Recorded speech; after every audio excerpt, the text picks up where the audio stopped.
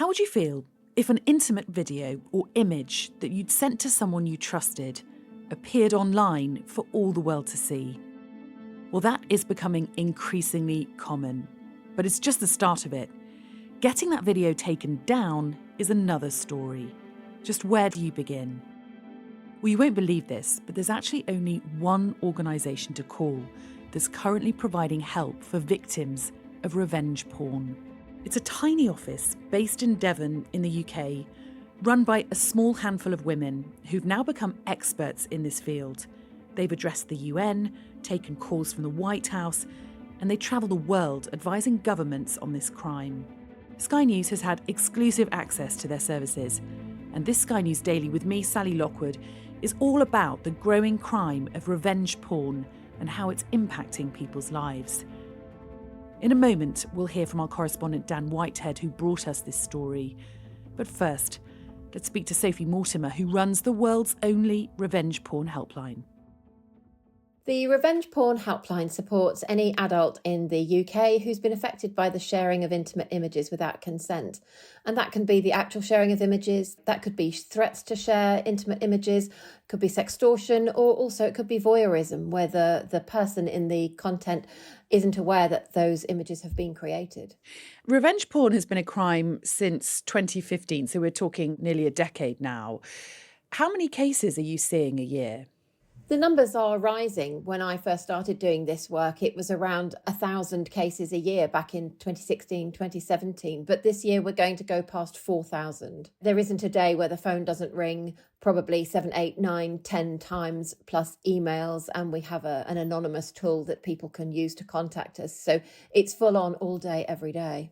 And so just talk us through an average day. You're receiving calls and dealing with new cases, but you're also having to investigate the ones that have already been reported to you.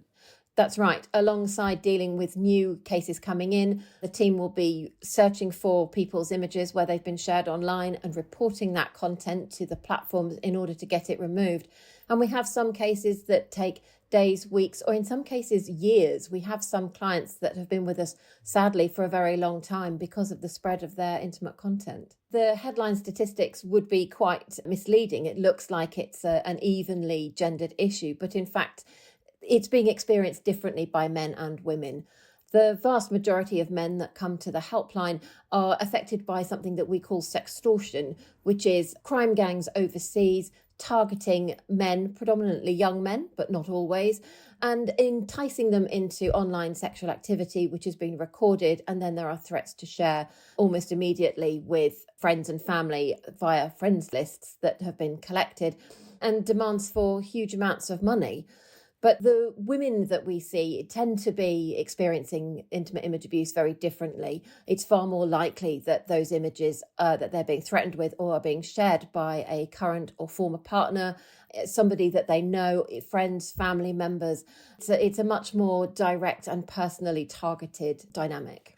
Before we get onto the sextortion dynamic more commonly experienced by male victims, let's just talk about the women that are affected. As you say, they're more likely to experience revenge porn through a former partner or someone that they've been intimate with. Sophie, I just want you to take a listen to this interview my colleague Sarah J. Mee's done with the reality star Georgia Harrison, who, of course, a high-profile victim of revenge porn. Let's just have a listen to what she had to say. I mean, obviously, first of all, you just have such fear, like when you find out that it even exists, and like you just hold on to so much fear of being judged and your life changing, like unequivocally. And then it follows on like a lot of shame. I think so many victims feel a lot of shame and a lot of regret when they shouldn't, because, you know, it was them who was taken advantage of and they have nothing to be ashamed about. But you just feel violated, you know, you feel like sex is such a space where you trust people and you should feel that there's privacy and you should feel that no one else can ever encroach that space. But for some people, unfortunately, that isn't a reality. And I was one of those people. The man involved here was a man called Stephen Bear. He was sentenced to 21 months behind bars, also ordered to sign the sex offenders register and given a restraining order not to contact you for 5 years. Now, for many people, their journey there would come to an end. You've got justice, you want to get on with your life. But such was the public nature of your court case, because you were both in the public eye through being on television, I think what made me have to make a difference and sort of continue on with campaigning around image-based sexual abuse is just the sheer overwhelming amount of people reaching out to me. Like, I just suddenly became this person that anyone going through it, I was their first port of call. And there were so many messages, like, honestly, just an overwhelming amount. And like, most of them felt let down by the justice system. Most of them didn't know what to do. A lot of them never wanted to tell anyone else about the incident. When this happens to you, you feel like these big tech platforms and everyone else involved just doesn't care about you, and you're just like crying in the darkness and there's no one listening. What do you make of Georgia's story, Sophie? How typical is that for a woman who's experienced revenge porn? That was a really powerful story. It got a lot of coverage. And of course, Georgia was enormously brave in waiving her right to anonymity to talk about what had happened to her and the impact that it had. And I think that just demonstrated that it could happen to anyone. And because of the person that she is, she feels like somebody that we know. She feels like a very familiar person rather than a removed A-list Hollywood star. So I think people could relate to her experience. And because she talked about it so personally and so openly and emotionally, I think it connected with people. And we absolutely saw a huge rise in numbers back in March when the sentencing happened of her perpetrator. So it did go a really long way, and she's continued to use her profile to talk about the issue and talk about some of the gaps in the law and things that needed to be done at government level, which, you know, we are seeing change. It's slow, but it is coming. There's a big change in the law that has just come in under the Online Safety Act that will come into effect shortly. And that's going to make things much better for every person that's affected by this abuse, because it will give the police, it'll broaden the sorts of cases that police can investigate and take to court. It will give much more protection to people. It's such a manipulation and abuse of power for someone who's been in an intimate position with someone to treat a woman like that. How often does it materialise that the perpetrators of this revenge porn don't realise that it's illegal? Or has that not proved enough of a deterrent? I think with the law as it stands, it hasn't proved enough of a deterrent. I think sometimes perpetrators don't know, but it's still not an excuse because it's still such an appalling thing to do to someone. But there seems to be a sense of entitlement that men are allowed this content, they're allowed to share this content, show it to whoever they like. And those are the attitudes that we really need to dig into. But the law is a really good starting point to make these sorts of cultural changes. The law as it currently stands requires an intent to cause distress. And that has been a real barrier to police investigations and prosecutions, because how do you prove something like that? It's really difficult. Let's talk about the sextortion aspect, which male victims are more likely to experience. You mentioned that it would be potentially bad actors from overseas who would be demanding money for intimate graphic images to be removed of a male victim.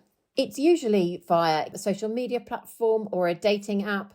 People just make friend requests, start chatting, and that's such a normal way to meet people now. And there's nothing wrong with it the vast majority of the time. But sometimes that's a fake account. It's operated by a gang overseas who are running these like call centres. This is big business. And so it will start with a flirty chat, but it moves really quite rapidly to maybe over to a streaming platform where the sexual activity will be encouraged really quite quickly.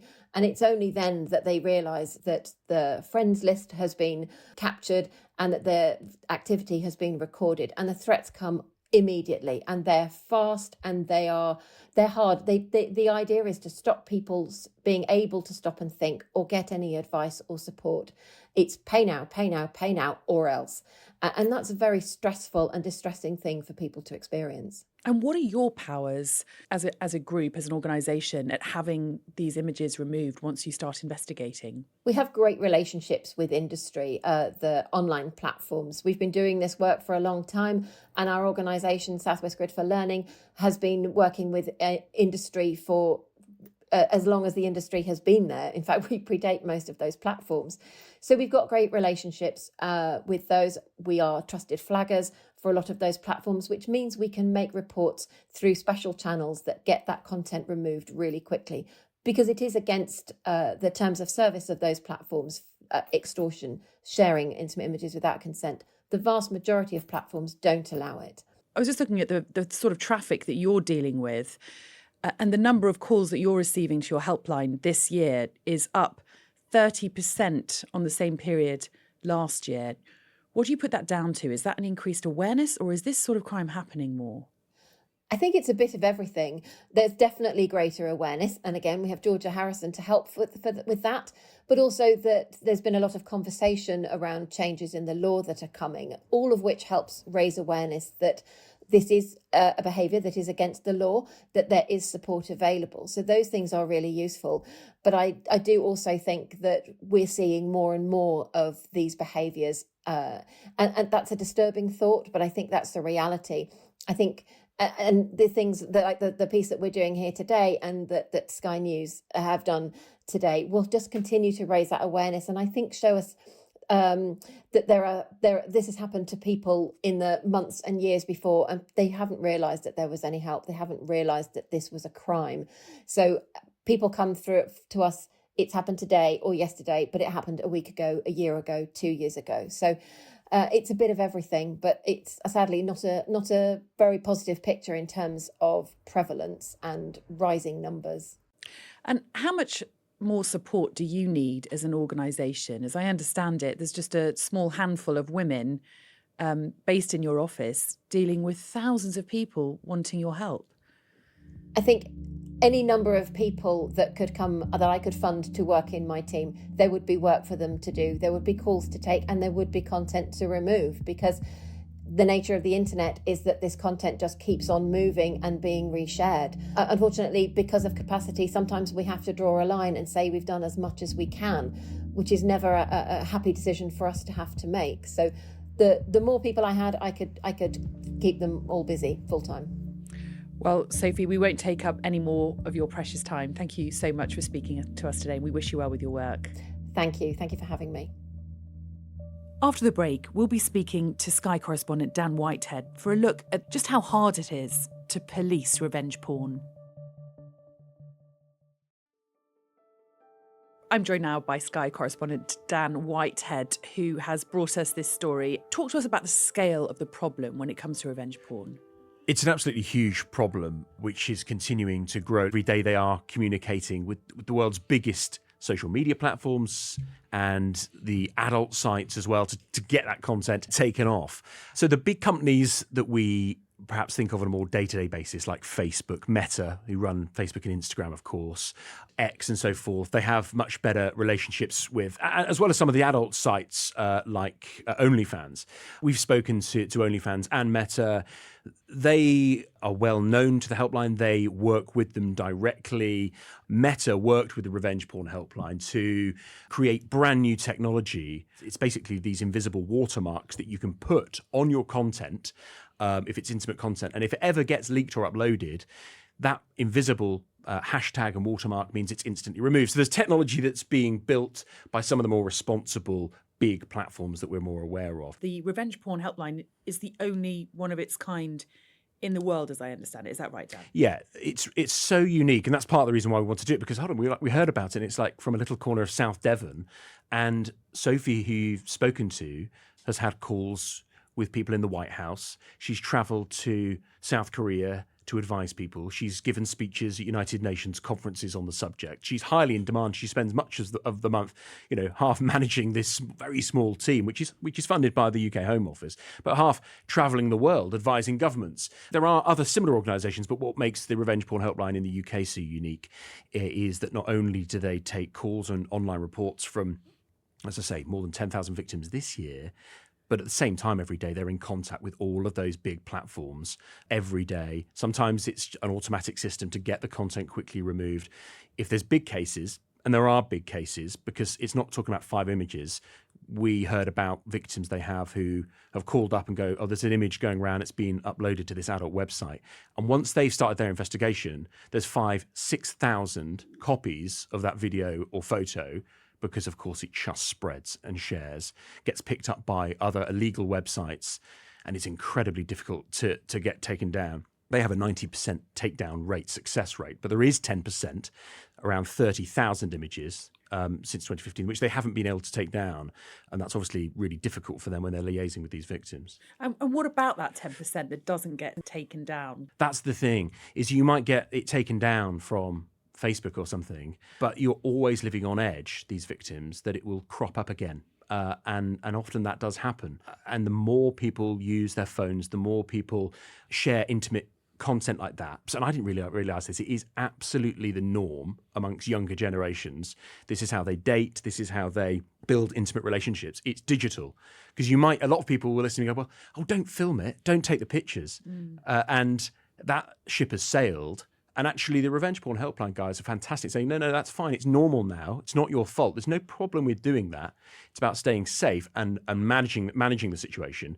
And given these huge sites that are set up for this very reason, to host revenge porn content, does there need to be more intergovernmental collaboration in terms of dealing with this problem? Is the government doing enough?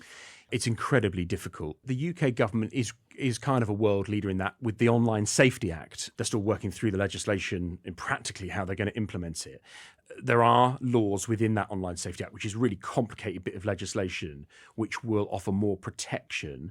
But it's more about punishing the people who've done it. There's a lot of onus on the social media and the adult websites that if you don't comply, if you don't get this stuff taken down, then you can be fined 10% of their global revenue or £18 million. And is the law strong enough as things stand, Dan? Well, no, and that's why there's so many provisions in the Online Safety Act to strengthen it. It's a very flexible piece of legislation, and there's stuff in there about like future risks when it comes to deep fake and AI.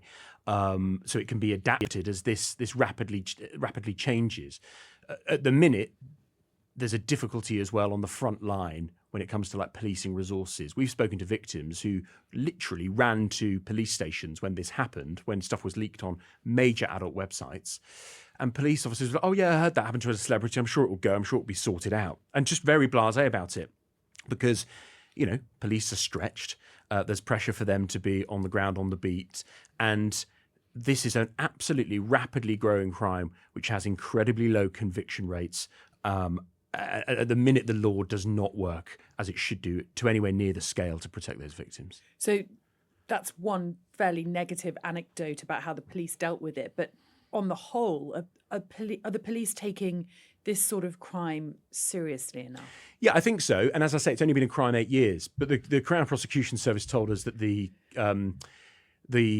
number of charges that have resulted in a first hearing at court have gone up since 2015 by about 200%. Sounds impressive. You look at the numbers, and actually 22 to 23, it's 631 charges. Right. Now, we have heard universally from charities, from experts in intimate image abuse and the helpline, that is the absolute tip of the iceberg. And like many crimes, most crimes involving violence against women and girls, the large amount of it goes unreported. Refuge, the women's domestic charity, they did some research earlier this year, and I think the conviction rates are around 4 to 6%. And the vast majority, you've got to remember, don't ever go to the police. A third of cases are dropped in the end because it's very, very difficult to prove. Just on that, the conviction rate is obviously woefully low at 4 to 6%.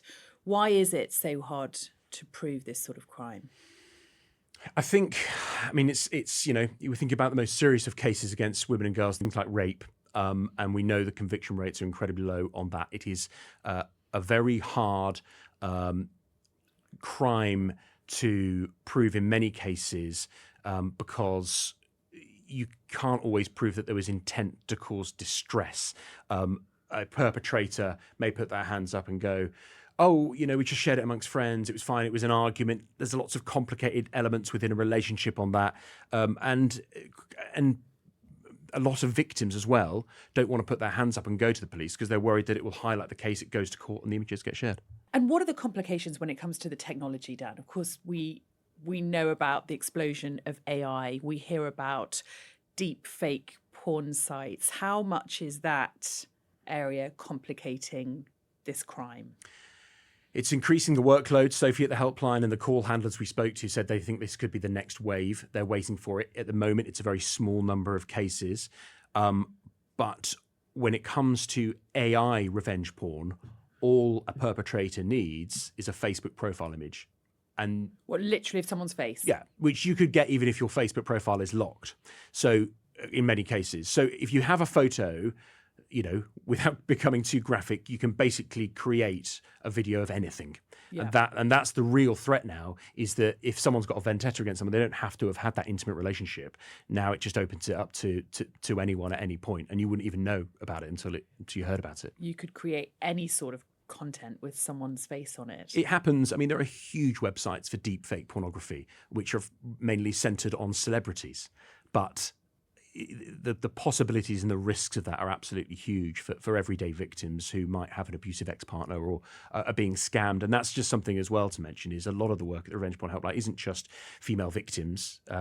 There's a big proportion which is sextortion, which is predominantly male victims. That's a massive growing crime, with Eastern Europeans catfishing and sextorting money. And we're talking tens of thousands of pounds out of victims, mainly male. And before we let you go, Dan, because this has been a fascinating subject to hear about, if not deeply unsettling, what is the best way for people to stay safe online? Is it possible? The usual sort of secure things that you can do. And you have to just be really hot on it. If you've done something on an iPhone, and Lee Nicol, the ex-professional footballer, her images were leaked a few years ago from an iPhone that was like 6-7 years old in a drawer. It was an iCloud hack by someone she didn't even know. So it's not just about your passcode and changing your password. It's ensuring you know what's on the clouds.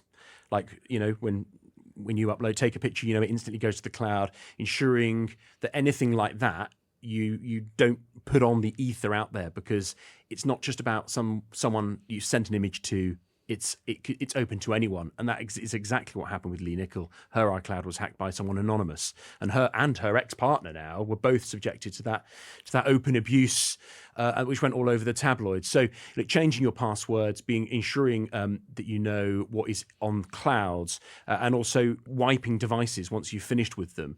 You know, people just sell them online and stuff, and actually, you just got to be really sure that it's really clean. And if you are sharing those images or those videos, just be really sure, as sure as you can be, about who you're sharing it with. Okay, Dan, thanks so much for the insight. If anyone listening needs help regarding this issue, you can call the Revenge Porn Helpline on 0345 6000 459. Thanks very much for your company today. The Sky News Daily is back again tomorrow.